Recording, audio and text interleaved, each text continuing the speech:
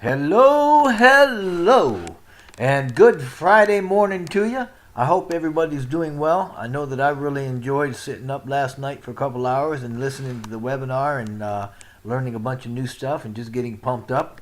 A lot of you know that I started making my name's Jeffrey, and I am going to be talking this morning about a post that I got that I'm actually going to respond to.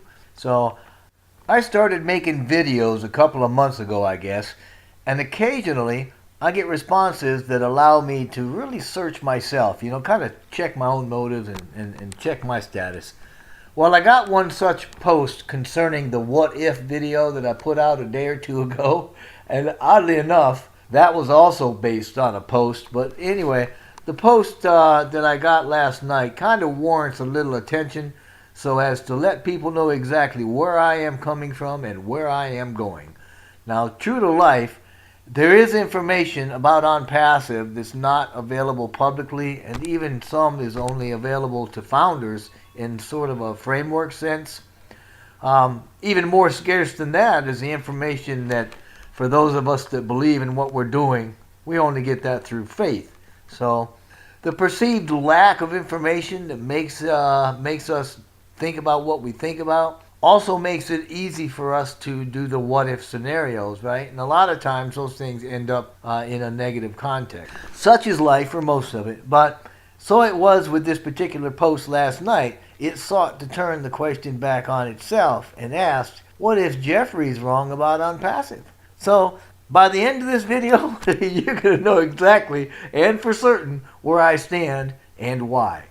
But first, let me back up a little bit. The point that I was trying to make clear in my last post was that those who wait for the launch are going to really miss the real opportunity within OnPassive, and that is, being the founder. But while I do agree there are those that use the fear of missing out method of recruiting as a tactic, that's not generally my style. Not when I can explain in detail, good detail, why waiting is a mistake for those people that want to obtain freedom and independence via, fast track, so to speak, because there is a real possibility of missing the best opportunity you'll have in your life, period. Okay? And this is what I said almost verbatim in the video. Okay? I'm actually going to quote something here. So, because the real opportunity is not in the launch, it's in becoming one of the two types of founders prior to launch, for one simple reason. Founders have the ability to have teams, and those teams get built by the company. The first type of founder, the type we're currently enrolling, is called the early bird founder. Early bird founders can recruit if they choose to. They don't have to, okay? They can choose to. They can choose to recruit and place founders in their teams if they want to, but they don't have to. Regardless, the company is going to undertake massive marketing campaigns prior to the launch that will start building our teams, okay? Those pre-launch campaigns are going to bring in more founders called secondary founders. So you see, the early bird founders have teams built for them with secondary founders, okay? But since secondary founders are founders nonetheless, they can also have teams. So guess what? The founders' teams have teams. And there it is. And that's the point that I was laboring to communicate in the last post. But that brings us to the new post, and the one thing in particular that got me thinking, and that was that it asked the question, what if I'm wrong? And to that question, I would simply say, so what? You know what? I'm not afraid to admit that I've made mistakes, quite often as a matter of fact. But you know what? I know in my knower that this is right as rain, and I'm part of something connected to life.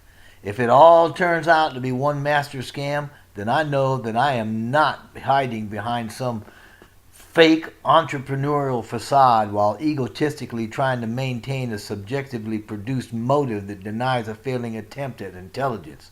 And I'm sorry, I don't mean that to sound as harsh as it just came out, but I'm going to let it stay in, okay? I have learned more about life and about people and about marketing in the last year and a half with OnPassive than I have in the last 10 previous years combined. I've already made a positive difference in people's lives on a scale larger than I thought possible through this. What I've already received from OnPassive is far more than any measly $97 I may have forked out as a cost of admission. The passion, the joy, the excitement, the belonging that I've received as a result of Mr. Mufara's vision is worth 100 times what I've paid for it. And to be able to put myself out there in vulnerability to the world and be received and accepted? Man alive, I sang a song for Pete's sake.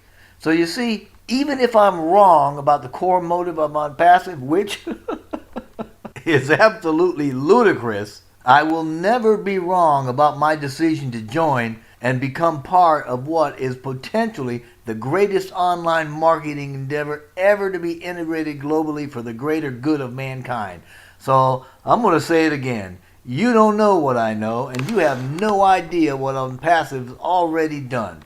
Nor do you know what has already been lined up and expected to happen and planned out in phases of development for years to come. So why don't you turn the joyful exercise of asking yourself, what if the founders are right? And just choose to follow your heart. Follow your own intuition. And doing that will change your life in ways you never thought possible. Thank you so much for listening to this. I certainly do appreciate it. And I wish blessings and blessings and blessings upon you and yours.